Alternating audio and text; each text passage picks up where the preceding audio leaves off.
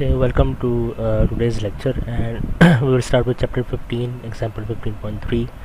So इस example में to inductors जो हैं वो गिवन है। एक इंडक्टर की इंडक्टेंस है L1 और दूसरे इंडक्टर की इंडक्टेंस जो है वो L2 है। और हमने क्या करना है, हमने input voltage V1 of T जो है वो फाइंड करना है।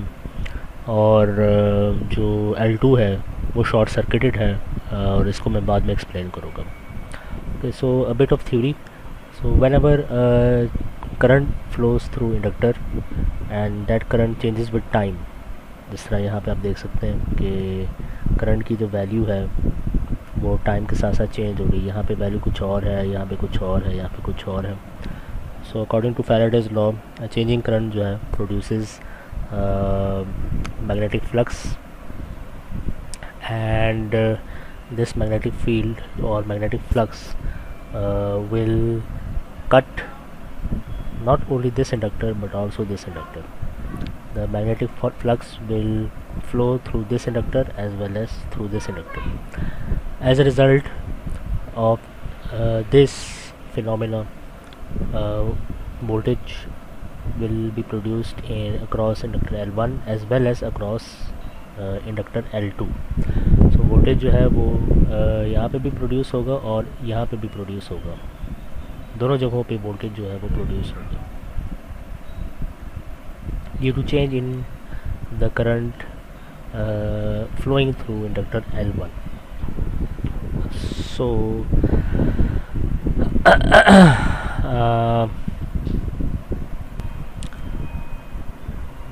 So in this question it is also given that I2 is flowing through this inductor. The exact direction doesn't matter at all. So I2 is also flowing through this inductor either in this direction or either in this direction. So due to and you can see that this current is sinusoidal, and hence इसकी वजह से भी flux जो है वो produce होगा, which will create voltage in this inductor as well as in this inductor according to Faraday's law. So this V1 voltage, V1 of T, is equal to the current is equal to the voltage produced by I1 plus the voltage produced by I2. Okay, so V11 plus V12 is equal to this, whereas V11 is equal to L1 di1 dt plus minus M di2 dt, where L1 is called self inductance, and capital M is called mutual inductance.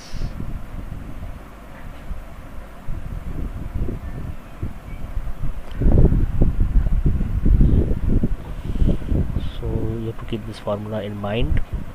And एक proof है, और वो proof मैं नहीं करवा रहा यहाँ पे। सो उस प्रूफ में एक्सप्लेन किया गया कि what is the meaning of inductance, self inductance, what is the meaning of mutual inductance. बस आप समझें कि एक इंडक्टेंस है। So mutual inductance is due to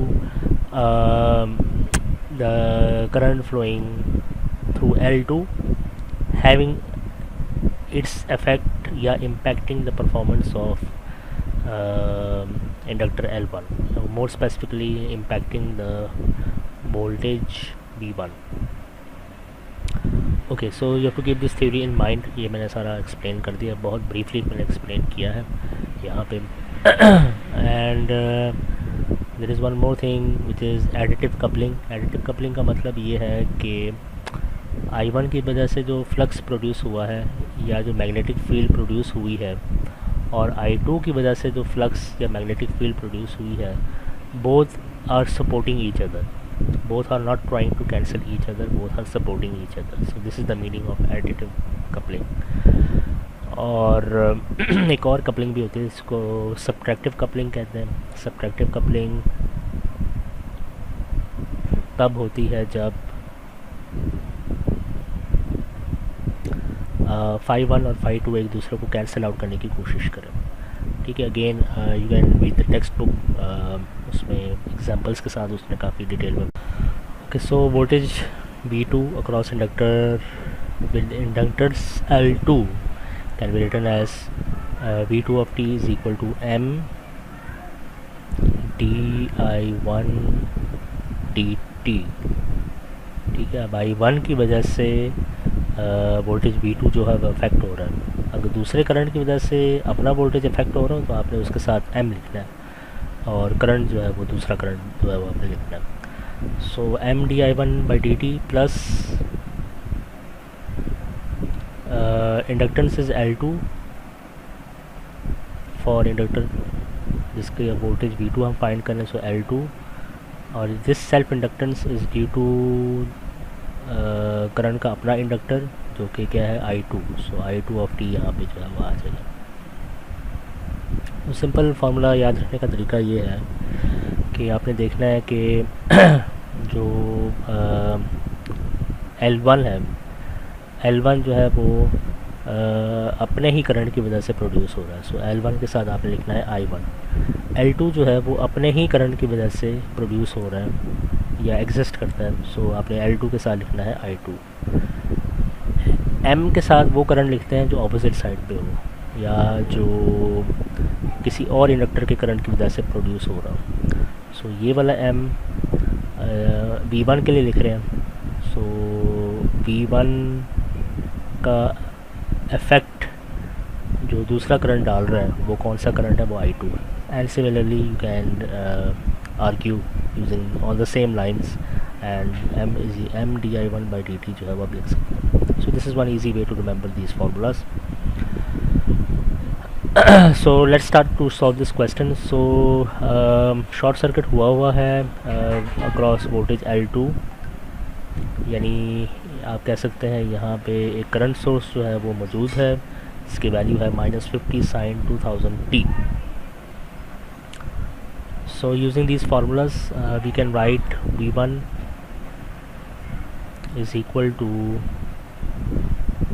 V1 of t is equal to L1. What is the value of L1? The value of L1 is 2.5. So 2.5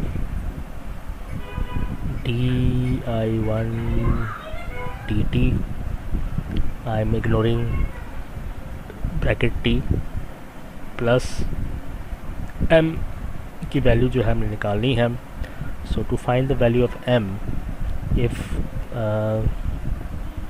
coupling coefficient is given, so coupling coefficient, the value of coupling coefficient is 0.8. so k is called coupling coefficient,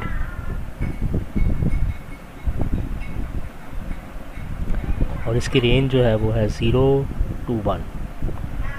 0 means no coupling,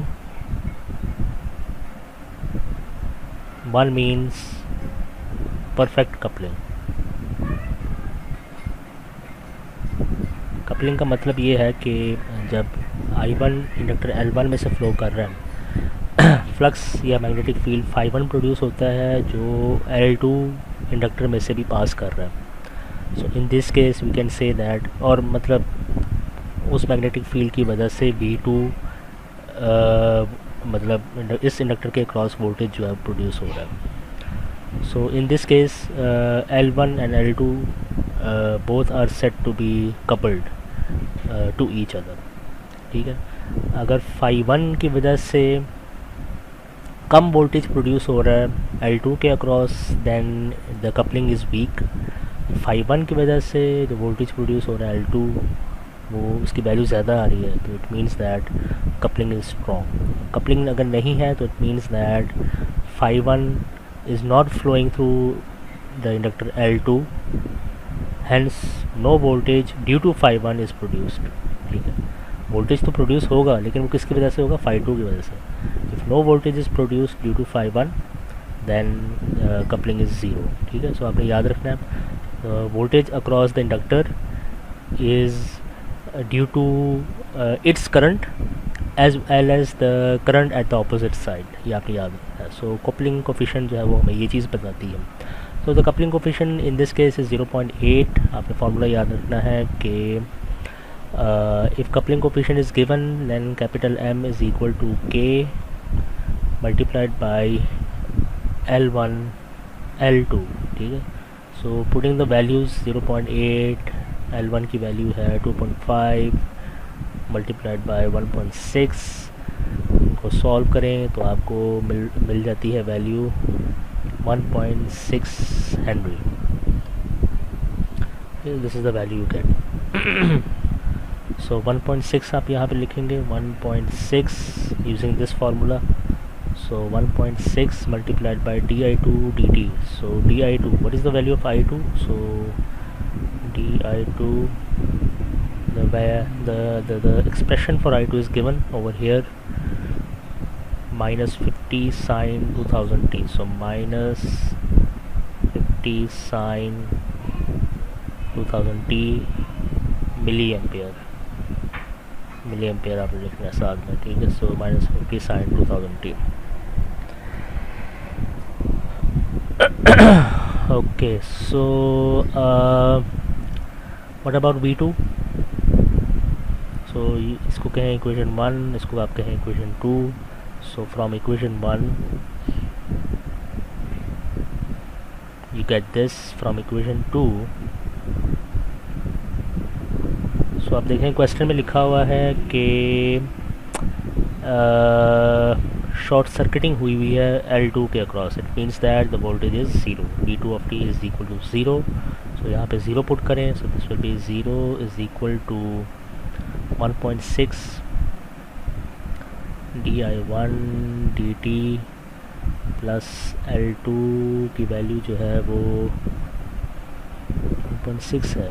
so L2 is 1.6 and यहाँ से आप निकाल सकते हैं di2 dt. एक so from here you can find the value of di1. ठीक है. so di1, so from this equation di1 dt is equal to, इसको लेफ्ट हैंड साइड पे ले जाए, minus 1.6 di2 dt divided by 1.6. ये cancel. So this will give you minus di2 dt.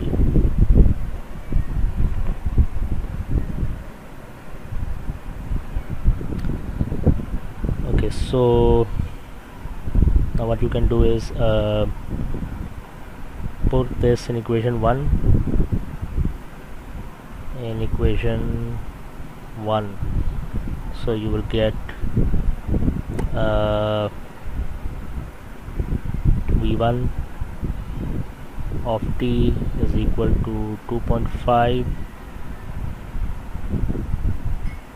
you can say minus di2 dt plus 1.6. और आपको पता ही है di2, ये i2 ही था पहले. सो अभी फ़िलहाल इसको एज इट इज़ लिखो di2 dt.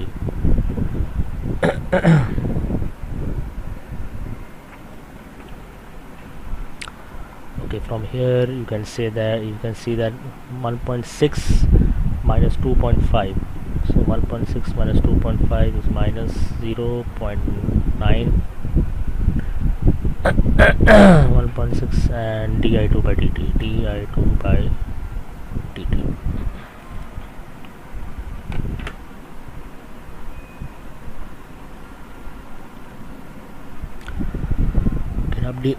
now you can substitute the value of i2 जो यहाँ पे मैंने लिखा है.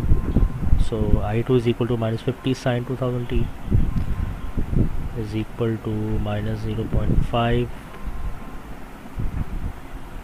minus 50 sine 2000t milliamperes 20 multiplied by 0.9 is equal to 45. So 45 sign का डेरिवेटिव अगर आप लेते हैं तो इट बिकम्स कॉस के अंदर 2000 भी है तो इसको 2000 से मल्टीप्लाई करना पड़ेगा cos 2000 t milli. So 45 into 2000 45 into 2000 into 1 milli is equal to 90 cos 2000 t.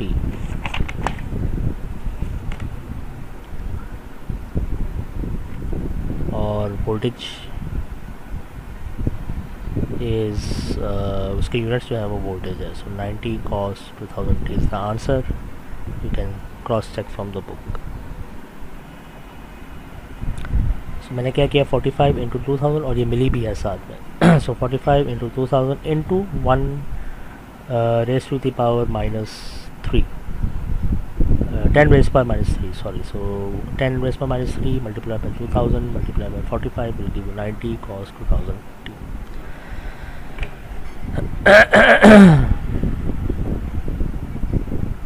Okay, so example 15.5, and in this example transformer is given, and it's an ideal transformer. So in this ideal transformer, this is, you can say, this is the primary side, this is the secondary side. Voltage V1 is across this coil, and V2 is the voltage across this coil. I1 is flowing towards this dot, I2 is flowing towards this dot. Vs is the input voltage supplied, Zs is the source impedance, and Zl is the load impedance. और Zl and Zs की values जो हम given है, Vs की value भी given है. आपने ये 4 पैरामीटर्स जो है वो फाइंड करना है, I1, V1, I2 and V2. So let's start. First step is to find I1, and in order to find I1 you have to reduce this circuit like this. So plus minus Vs Zs. So you have to transfer this impedance from secondary side to primary side. इस impedance को उठा के आपने यहाँ पे लेके आना है. यहाँ पे जब आप इस impedance को यहाँ पे लेके आओगे, then its value has to be changed. अब इसकी वैल्यू ZL नहीं रहेगी, बल्कि इसकी वैल्यू होगी ZL divided by n square, where the value of n is 5. यहाँ पे 5 है. यानी आप कह सकते हैं कि number of turns in primary side is 1, number of turns in secondary side is 5. So ZL divided by n square. So now this is plus minus V1 and this is I1, and according to KVL, Vs is equal to I1 Zs plus you can say I1 multiplied by ZL divided by n square. So I1 is equal to, I1 common ले लें आप, Vs Zs plus ZL divided by n square. Value of Vs is 220, 0 degree. The value of Zs is complex number 2.5 plus j 1.5. ZL की value जो है वो 75 plus j10. So 75 plus j10 divided by n square. 5 का square आप लेना है. So use calculator and you will get the answer, which is 37.8 angle minus 19.1 degree ampere. So I1 जो है वो आपने फाइंड आउट कर लिया हो KVL यूज़ करके. Okay, next step is we can find V1 using Ohm's law. So using Ohm's law, V1 is equal to I1 multiplied by this impedance ZL divided by N square. So I1 आपने यहाँ से निकाली है value उसकी, it is 37.8 minus 19.1 degree multiplied by ZL divided by N square, जो कि ये है. So ZL divided by N square, 5 का स्क्वायर लेंगे 25. So V1 की वैल्यू कैलकुलेटर से कैलकुलेट करें तो इसकी आएगी 114 माइनस 11.5 डिग्री वोल्टेज. सो I1 V1 जो है वो आपने निकाल लिया. Next step is to find I2 and you know that the formula for the ratio, you know that the ratio is I2 divided by I1. I2 divided by I1 is equal to plus minus 1 divided by n.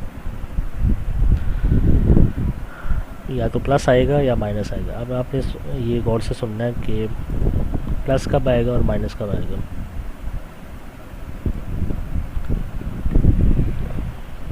Question में अगर जो reference direction है current की, they are pointing towards this black dot, then the sign should be negative for the current ratio. The sign should be negative, so we will be using I2 divided by I1 is equal to minus 1 by n. So from here you can find I2 is equal to minus I1 divided by n, and I1 की value आप already निकाल चुके हैं, n भी निकाल चुके हैं. Use calculator to get the value. Next we also know that V2 over V1 is equal to plus minus n. ये फार्मूला जो है ये आपने याद रखना है, ठीक है. I2 और I1 is equal to plus minus 1 over n. V2 और V1 is equal to plus minus n, where n is the turns ratio. Okay, so अब प्लस और माइनस कब लेना है. प्लस अगेन आपने याद रखना है कि if the direction of the current given in the question is towards the black node, फिर आपने वोल्टेज रेशियो में आपने प्लस लेना है, करंट रेशियो में नेगेटिव लेना है और वोल्टेज रेशियो में प्लस लेना है. So this means that V2 is equal to plus n multiplied by V1. ठीक है, V1 आप ऑलरेडी निकाल चुके हैं, n की वैल्यू भी है. Use calculator to find V2 and that's the end of the question. ठीक है, so in the text book you can see that अगर करंट की direction towards the black node हो या दोनों करंट की direction away from the black node हो, जिस तरह यहाँ पे आप देख सकते हैं, तो इन दोनों केसेस में you have to use plus for voltage ratio and minus for current ratio. Plus for voltage ratio, minus for current ratio. और अगर इनमें से कोई एक टुवर्ड्स द डॉट फ्लो कर रहा है और दूसरा जो है वो away from the dot flow कर रहा है, ठीक है, तो फिर आपने वोल्टेज के लिए नेगेटिव लेना है, वोल्टेज रेशियो के लिए नेगेटिव साइन लेना है और करंट रेशियो के लिए पॉजिटिव साइन लेना है. ठीक है, बस आपने ये बात जो है याद रखनी है. Have to keep this thing in mind for the final term exam.